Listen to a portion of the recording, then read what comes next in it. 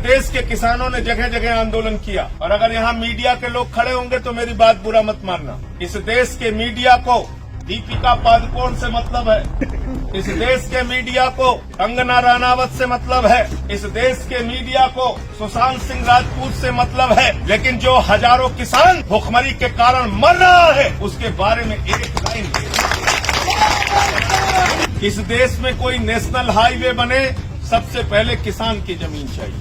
कोई फैक्ट्री का निर्माण हो, किसान की जमीन चाहिए। किसी कॉलेज का निर्माण हो, किसान की जमीन चाहिए। अस्पताल का निर्माण हो, किसान की जमीन चाहिए। देश में भुखमरी आए, किसान से अनाज चाहिए, लेकिन बदले में जब किसान को उसके जमीन का दाम देने की बात आती है तो मिलकर दलाली खाने का काम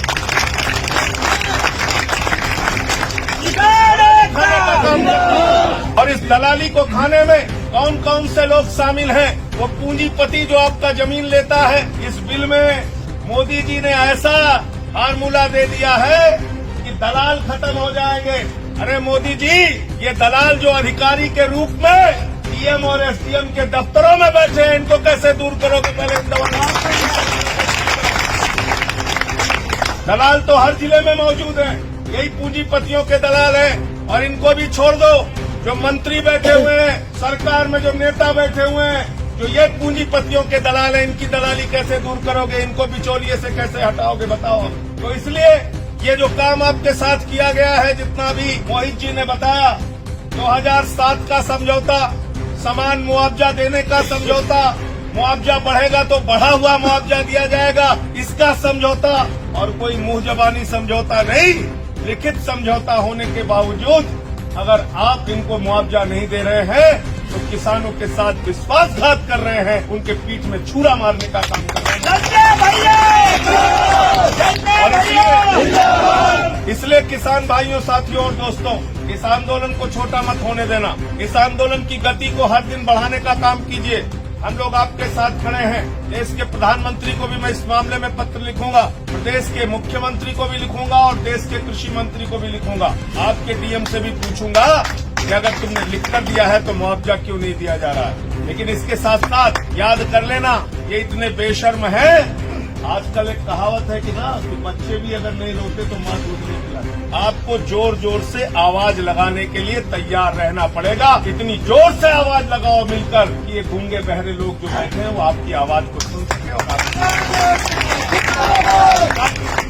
पूरे देश के किसानों ने जगह जगह आंदोलन किया। और अगर यहाँ मीडिया के लोग खड़े होंगे तो मेरी बात बुरा मत मानना। इस देश के मीडिया को दीपिका पादुकोण से मतलब है, इस देश के मीडिया को कंगना रनावत से मतलब है, इस देश के मीडिया को सुशांत सिंह राजपूत से मतलब है, लेकिन जो हजारों किसान भुखमरी के कारण मर रहा है उसके बारे में एक लाइन। शर्म आती है तुम्हें? पूरे देश के अंदर आंदोलन हुआ, सड़कों पे कल किसान निकले, पंजाब के अंदर निकले, हरियाणा के अंदर निकले, उत्तर प्रदेश में निकले, कर्नाटक में निकले, गुजरात में निकले, केरल में निकले, हिंदुस्तान के हर हिस्से में आंदोलन हुआ। लेकिन आप क्या चला रहे हो? दीपिका पादुकोण, कंगना रनावत, रिया चक्रवर्ती, अरे निकलो, इस देश के चौथे स्तंभ हो। तुम्हारे पेट में भी रोटी इन्हीं किसानों की बदौलत पहुंची।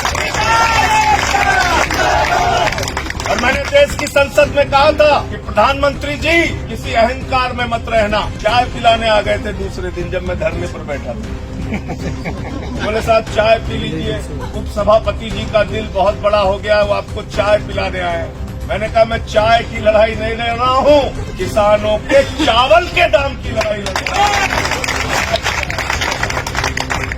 चाय की लड़ाई मैं नहीं लड़ रहा। किसान को उसके फसल का दाम चाहिए, मैं इस बात की लड़ाई लड़ रहा। और मैंने आदर पूर्वक उनकी चाय वापस कर दी।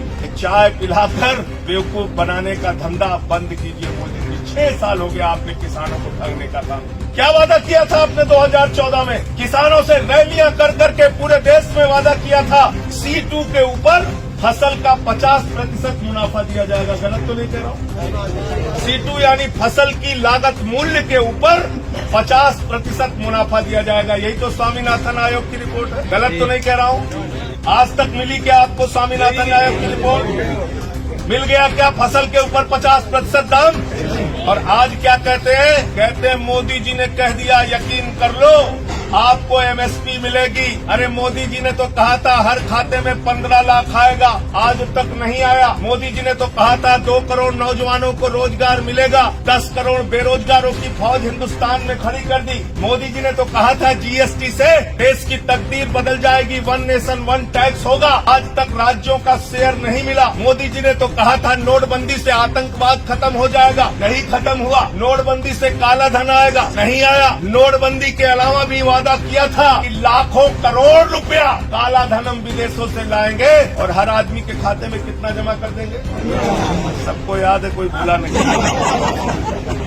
कुछ मिला क्या? तो अब अगर मोदी जी कह रहे हैं कि एमएसपी देंगे तो एमएसपी मिलेगी क्या? जोर से बोलिए, नहीं मिलेगी। झूठ बोलने का काम कर रहे हैं। कह रहे हैं एमएसपी देंगे, न्यूनतम समर्थन मूल्य देंगे। मैंने तीनों बिल रात में आंख फोड़ फोड़ के पढ़ा, भैया कहाँ लिखा है एमएसपी, कहाँ लिखा है? तीनों बिल में कहीं नहीं मिला एमएसपी, कहीं नहीं लिखा न्यूनतम समर्थन मूल्य। तो अगर आपको कोई पूंजीपति न्यूनतम समर्थन मूल्य नहीं देगा, एमएसपी नहीं देगा, आप न्यायालय में जाओगे, आप क्या कहोगे? जज साहब, मोदी जी ने बहुत अच्छा भाषण दिया था, हमको एमएसपी दीजिए। जज साहब कहेंगे बिल में नहीं लिखा, इसको लो और भागो यहाँ से। तो समझ में आ गई। और दूसरी बात क्या लिखा है बिल में? उन्होंने लिखा है असीमित भंडारण की छूट होगी। युद्ध और महामारी को छोड़कर कोई भी पूंजीपति आपके अनाज को, आपके फल सब्जियों को, आपके चावल दाल को असीमित भंडारण कर सकता है। ये कानून में लिख दिया गया। यानी जमाखोरी अब हिंदुस्तान में लीगल हो गई, लीगल, कानूनी रूप से वैध हो गई।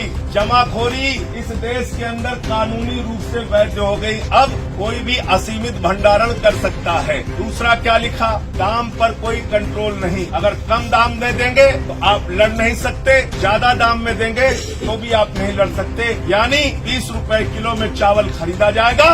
अडानी अंबानी बड़े बड़े पूंजीपति उसको अपने स्टोर में रखेंगे और जब बाजार में चावल की, दाल की, गेहूं की कमी हो जाएगी तो वही चावल और दाल, गेहूं आपको 50 रुपए और 100 रुपए किलो में बेचा जाएगा। कालाबाजारी और महंगाई तीनों को बढ़ावा देने वाला ये बिल है। आज इस बिल की हकीकत जिसको समझ में नहीं आ रही है, याद रखना आने वाले दिनों में हिंदुस्तान के लोग खून के आंसू रोएंगे। इसलिए साथियों और दोस्तों, इस बिल का विरोध मैंने संसद में भी किया और सड़क पर भी कर रहा हूं, आगे भी करूंगा। साथ और सहयोग चाहिए, हम लोग मिलकर इस। और एक बात और हाथ जोड़कर कहूंगा, चौधरी साहब कहते थे देश की तरक्की का रास्ता खेतों और खलिहानों से होकर जाता है। और हिंदुस्तान में बड़े नेता हुए, देश के पूर्व प्रधानमंत्री स्वर्गीय चौधरी चरण सिंह जी और देश के पूर्व उप प्रधानमंत्री देश के चौधरी स्वर्गीय चौधरी देवीलाल, ये दोनों किसानों के बड़े नेता हुए, बड़े नेता हुए। जिंदगी भर किसानों की लड़ाई लड़ी, किसानों की चिंता। लेकिन उनके साथ जब वोट देने के लिए किसान जाता था तो ये नहीं देखता था कि हम जाट हैं, कि गुर्जर हैं, कि ठाकुर हैं, कि यादव हैं, कि ब्राह्मण हैं, कि दलित हैं, कि सवर्ण हैं। लेकिन दुर्भाग्य से इस भारतीय जनता पार्टी की सरकार ने हिंदू और मुसलमान में किसानों को बांट दिया, जातियों में किसानों को बांट दिया। किसान भाइयों, आपकी एक जाति है, किसान जाति, और इस